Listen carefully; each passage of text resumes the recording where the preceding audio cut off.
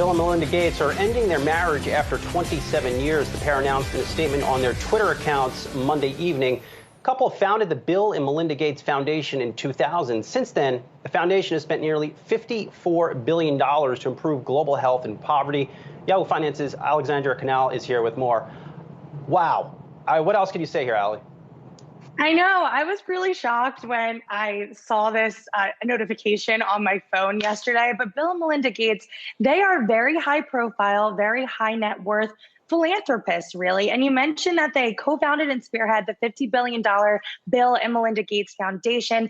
That spends about $5 billion per year on causes from education and climate change to improving health in developing countries. And if you remember at the start of the COVID-19 pandemic, Bill Gates was a very powerful voice in the public health space. So I think this foundation is going to be the focus of their divorce. I think it's a little too early to tell whether or not it's going to have any real impact. They both said in their statements on Twitter that they will continue to work on the foundation together. A spokesperson also said that they will remain co-chairs and trustees. But in any high-profile divorce, detangling the assets are going to be complicated. I'm sure there are many lawyers and procedures involved given the high net worth of this family. But if we think back to Jeff and Mackenzie Bezos, they finalized their divorce for about $36 billion.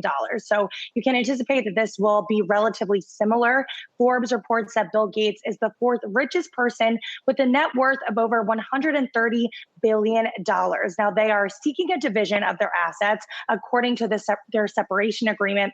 And this separation agreement is going to be very important. It's basically going to detail which properties, which investments each individual is entitled to. And they reportedly do not have a prenuptial agreement in place. So everything is going to be heavily detailed in this separation agreement. Melinda Gates is also reportedly not seeking any spousal support. So let's dig into those assets that are presumably going to be detailed in this agreement. The couple own multiple homes together. The most notable is a 66,000 square foot custom mansion in Washington state that has a reported value of $131 million. Most recently, the couple also purchased a $43 million home in Del Mar, California, according to the LA Times. And Bill Gates also owns other properties in Florida and Central America, in addition to some luxury planes and cars. And then, of course, there are his investments. Now, he only owns a little over 1% of Microsoft over the past few years. He's really distanced himself from that company. He's given away or sold the majority of those shares, but he does have some investments in other companies. He holds equity in the brand and advertising company, Branded Entertainment Network. And he's also the chairman of TerraPower, which is a nuclear reactor design company. Meanwhile, the net worth and really the assets of Melinda Gates have not yet been disclosed. So it's really going to come down to Bill. It's going to come down to what's in that separation agreement.